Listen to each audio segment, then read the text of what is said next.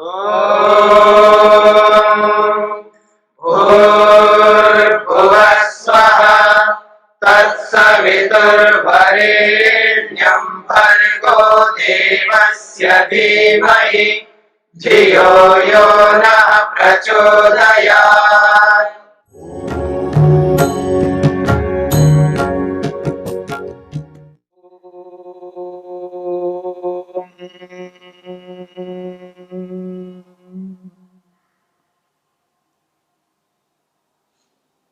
साधन पाद के चौथे सूत्र को लेकर के विचार चल रहा है।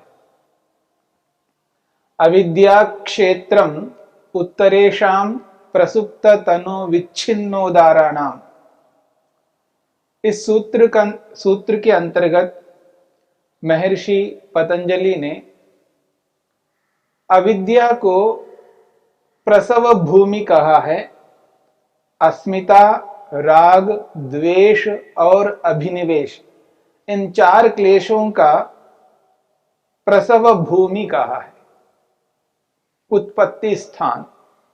अविद्या के होने पर अस्मिता होगी, अविद्या के होने पर राग होगा, अविद्या के होने पर द्वेष होगा, अविद्या के होने पर अभिनिवेश होगा।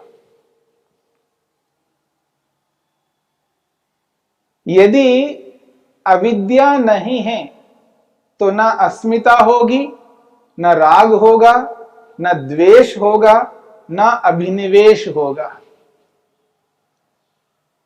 बाकी चारों क्लेशों का जो मूल कारण है वो अविद्या है। इसलिए कहा अविद्या क्षेत्रम। और ये जो पांचों क्लेश हैं, ये पांचों क्लेश एक स्थिति में हर समय नहीं रह सकते। उसके लिए कहा प्रसुप्त तनु विच्छिन्न उदाराणाम। ये पांचों क्लेश या तो प्रसुप्त अवस्था में रहते हैं, या तनु अवस्था में रहते हैं, विच्छिन्न अवस्था में रहते हैं, या उदार अवस्था में रहते हैं। महर्षि पतंजलि ने इन चारों क्लेशों का मूल अविद्या को स्वीकार किया है। और महर्षि वेदव्यास इसकी व्याख्या करते हुए कहते हैं तत्र का प्रसुप्ति ही।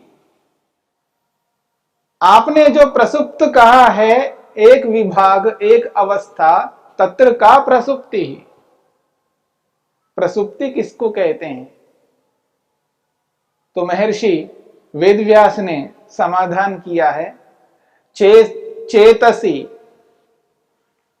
शक्तिमात्र प्रतिष्ठानाम बीज भावोपगमः। बस मन में केवल शक्ति के रूप में, बीज के रूप में उपस्थित रहते हैं, यानी सोए हुए रहते हैं। जो क्लेश बीज के रूप में सोए हुए पड़े रहते हैं, उसको प्रसुप्त शब्द से स्पष्ट किया है। और यह भी कहा है जो सोए हुए हैं उनका जागरण कैसे होता है। तस्य प्रबोध आलंबने सम्मुखी भावः। महर्षि वेदव्यास कहते हैं तस्य प्रबोध, उन क्लेशों का जागरण जो है, आलंबने सम्मुखी भावः। आलंबन जब सम्मुख होता है, यानी विषय जब सामने आ जाते हैं, रूप, रस, गंध, स्पर्श, शब्द, इनसे संबंधित जो कोई भी वस्तु, जो कोई भी व्यक्ति जब व्यक्ति के सामने आ जाते हैं, आलंबन जब सामने आ जाता है, विषय रूपी आलंबन जब सम्मुख होता है, तस्य प्रबोधा, वो जो सोए हुए क्लेश हैं वो जाग जाते हैं। सबको जाग जाते हैं? हां, जितने भी लोग हैं उन सबके सम्मुख जब ये क्लेश, इन क्लेशों के जो कारण सबके सामने, जो कोई भी व्यक्ति हो, यदि उनके समक्ष विषय उपस्थित होते हैं तो क्लेश जाग जाते हैं। क्या सबको जागते हैं? कोई ऐसा व्यक्ति है नहीं जिसके सामने विषय उपस्थित हो जाए और वो जागे नहीं? हां, ऐसा कोई व्यक्ति है। ऐसा कोई व्यक्ति है जिसके सामने विषय कितने ही उपस्थित हो जाएं, पर क्लेश जाग नहीं सकते। वो कौन है? योगी। इसलिए महर्षि वेदव्यास स्पष्ट करते हैं, प्रसंख्यानवतो दग्ध क्लेश बीजस्य, प्रसंख्यानवतो दग्ध क्लेश बीजस्य सम्मुखी भावे अपि आलंबने न असौ पुनरस्ति। वो कहते हैं प्रसंख्यान वाले, दग्ध क्लेश बीज वाले योगाभ्यासी के सम्मुख विषय उपस्थित हो जाएं तो भी वो क्लेश जागते नहीं हैं। प्रसंख्यानवतः, यहां इसका अभिप्राय है जिसने प्रसंख्यान रूपी विवेक ख्याति को प्राप्त किया है। तत्परम प्रसंख्यानम इत्याचक्षते ध्यायिनः। स्मरण कर लीजिएगा, समाधि पाद में स्पष्ट किया था।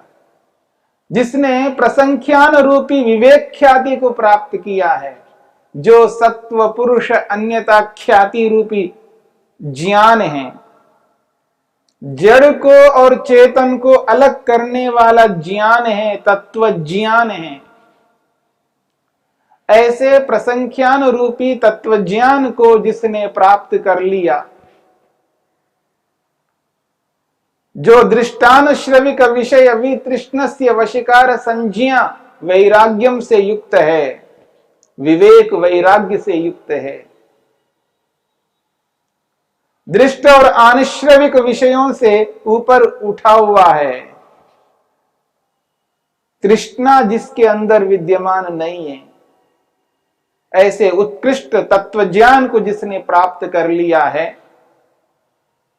और तत्वज्ञान को प्राप्त करके जिसने क्रिया योग करके तप स्वाध्याय ईश्वर प्रणिधान रूपी क्रिया योग को अपने जीवन में उतार लिया है, निरंतर तप करता हुआ, स्वाध्याय करता हुआ, ईश्वर को स्मरण करता हुआ, अपने समस्त कर्मों को ईश्वर के प्रति अर्पित करता हुआ, जो क्रियायोग को लेकर के चल रहा है, क्रियायोग के माध्यम से जिन क्लेशों को कमजोर बना लिया है और क्रियायोग के माध्यम से क्लेशों को कमजोर बना करके प्रसंख्यान रूपी तत्वज्ञान के माध्यम से, विवेक ख्याति रूपी अग्नि के माध्यम से इन कमजोर हुए क्लेशों को दग्ध जला दिया है। जले हुए बीजों के समान जिसने बना दिया है, जैसे चने को भून दिया जाता है उसके बाद वो अंकुरित नहीं हो सकते हैं, ऐसे ही इन क्लेशों को ज्ञानाग्नि से, विवेक ख्याति रूपी अग्नि से उसको जला दिया है, समाप्त कर दिया है। ऐसे योगी के समक्ष जब विषय उपस्थित हो जाते हैं, रूप रस गंध स्पर्श शब्द जो कोई भी विषय है, उनके सम्मुख उपस्थित होने पर भी नासो पुनरस्ति, वो क्लेश उभर करके नहीं आ सकता। उस व्यक्ति में न अविद्या आरूढ़ हो सकती है, न अस्मिता आरूढ़ हो सकती है, न राग से ग्रस्त हो सकता है, न द्वेष से ग्रस्त हो सकता है, न अभिनिवेश से ग्रस्त हो सकता है। कोई भी क्लेश उसके अंदर उपस्थित नहीं हो सकता। क्यों? दग्ध बीज प्ररोह, जो दग्ध बीज प्ररोह वाला व्यक्ति है, जिसने दग्ध बीज कर लिया है, न पुनः प्रहरोह, वो दोबारा अंकुरित नहीं हो सकता। जिसने अपने क्लेशों को दग्ध कर लिया है, कुतः प्रहरोह, दग्ध बीजस्य कुतः प्रहरोह, दग्ध बीज वाले व्यक्ति को वो क्लेश कहां से अंकुरित होंगे, नहीं हो सकते। इस बात को समझने का प्रयत्न करना। जिसने प्रसंख्यान रूपी तत्व ज्ञान को प्राप्त कर लिया है, जिसने अपने क्लेशों को दग्ध कर लिया है, नष्ट कर लिया है, ऐसे व्यक्ति के समक्ष जब विषय उपस्थित होते हैं तब वह व्यक्ति क्लेशों से युक्त नहीं होता। क्योंकि दग्ध बीजस्य कुतः प्रहरोह, जिसने क्लेशों को नष्ट कर दिया हो उसके मन में दोबारा ये अंकुरित नहीं हो सकते, ये क्लेश जाग नहीं सकते, क्योंकि नष्ट हो गए हैं, जल गए हैं, अंकुरित नहीं हो सकते। जैसे भुने हुए चने को धरती पर डाल करके खाद पानी जितना ही देते रहें तो भी वो अंकुरित नहीं हो सकते। ठीक इसी प्रकार से जिस योगी ने इन क्लेशों को प्रसंख्यान रूपी अग्नि से जला दिया है, नष्ट कर दिया है, ऐसे व्यक्ति के अंदर जो नष्ट हुए क्लेश है दोबारा प्रवृत्त नहीं हो सकते, दोबारा व्यवहार में नहीं आ सकते। ये बहुत बड़ी बात है। इस स्थिति को प्राप्त करने के लिए व्यक्ति को क्रियायोग को अपनाना है, क्रियायोग का बार बार अभ्यास करना है, और क्रियायोग का बार बार अभ्यास करते हुए विवेक को, वैराग्य को प्राप्त करना है।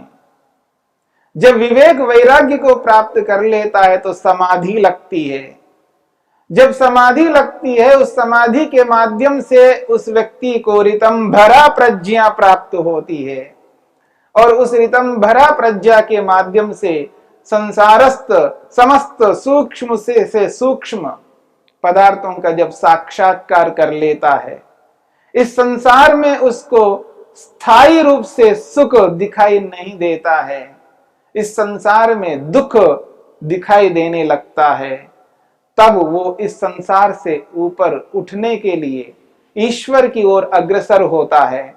ईश्वर के लिए अग्रसर होकर के और सर्वथा विवेक ख्याति को प्राप्त कर लेता है, यानी गुणा वै तृष्ण्यम की स्थिति को प्राप्त कर लेता है। तब जाकर के व्यक्ति इन क्लेशों को नष्ट करेगा, समाप्त करेगा, जले हुए भुने हुए चने के समान बना देगा। तब ये क्लेश भले ही भुने हुए के समान पड़े रहे हैं मन के अंदर, तो भी अंकुरित नहीं हो सकते। दोबारा व्यक्ति राग से, द्वेष से युक्त नहीं हो सकता। विषय किसी भी रूप में उसके समक्ष उपस्थित हो जाएं, कितने ही प्रलोभन उसके सामने आ जाएं, लेकिन व्यक्ति उस प्रलोभन में कभी नहीं आ सकता। इतनी ऊंची स्थिति को प्राप्त करने के लिए यदि योगाभ्यासी मेहनत नहीं करता, पुरुषार्थ नहीं करता, तपस्या को स्वीकार नहीं करता, और विशेषकर आंतरिक तपस्या को जब तक व्यक्ति नहीं करता, अपने मन को अपने नियंत्रण में करने के लिए जो आवेग उत्पन्न होते हैं, काम, क्रोध, लोभ, मोह, ईर्ष्या के, उन आवेगों को रोकने के लिए तप नहीं करता, उनको रोकने के लिए विशेष स्वाध्याय नहीं करता, वस्तु के गुण, कर्म, स्वभावों को जानना पड़ता है। जब व्यक्ति किसी वस्तु के गुण, कर्म, स्वभाव को नहीं जान पाता है, तभी उस वस्तु के प्रति व्यक्ति का व्यवहार अनुचित होता है। किसी व्यक्ति के गुण, कर्म, स्वभावों को ठीक प्रकार से न जानने के कारण से उस व्यक्ति के साथ समुचित व्यवहार नहीं करता। चाहे वो व्यक्ति अपने निकट से निकट व्यक्ति के साथ में व्यवहार करे या दूर से दूर स्थित व्यक्ति के साथ व्यवहार करे, अपने कहलाने वाले लोगों के साथ व्यवहार करे, जो अपने न कहने वाले लोग हैं उनके साथ व्यवहार करे, सबके साथ एक जैसा व्यवहार, यथा योग्य व्यवहार उस व्यक्ति को करना होता है। ऐसा व्यवहार जब तक नहीं होगा तब तक व्यक्ति इन क्लेशों को कमजोर करने और नष्ट करने के लिए सक्षम नहीं हो पाएगा। इसलिए इस बात को समझने की चेष्टा करनी है कि जब क्लेश नष्ट हो जाते हैं उस स्थिति में व्यक्ति दोबारा क्लेशों से ग्रस्त नहीं हो सकता, अर्थात वो व्यक्ति मुक्ति की ओर अग्रसर होता है, मोक्ष की ओर आगे बढ़ता है। और जब तक क्लेश रहते हैं तब तक व्यक्ति मुक्ति की ओर आगे बढ़ नहीं पाता है।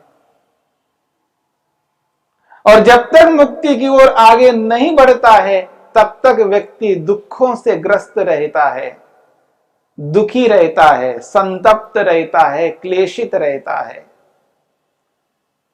इस क्लेश से, इस संतप्ति से, इस असंतोष से, अतृप्ति से छुटकारा पाने के लिए व्यक्ति को क्रिया योग को अपनाना होता है। अधिक से अधिक सूक्ष्म से सूक्ष्म तप करना है, वह भी विशेष रूप से मानसिक तप करना है।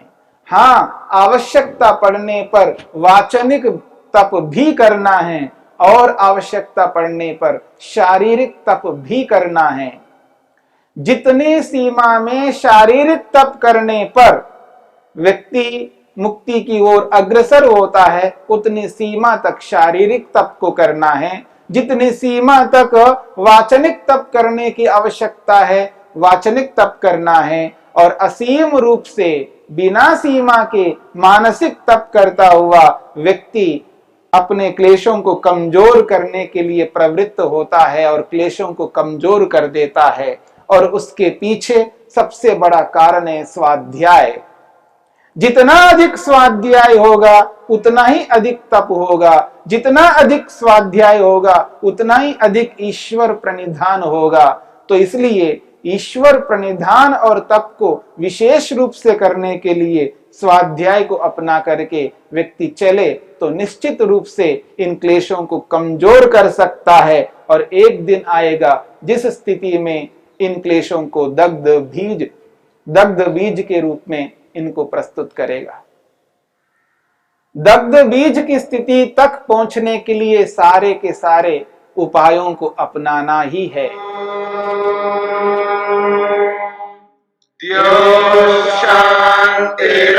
शांतिरंतरिक्षं शांति पृथिवी शांतिरापः शांतिरोषधयः शांति वनस्पतयः शांतिर्विश्वे देवाः शांतिर्ब्रह्म शांति सर्वं शांति शांतिरेव शांति क्षमा शांतिरेधि।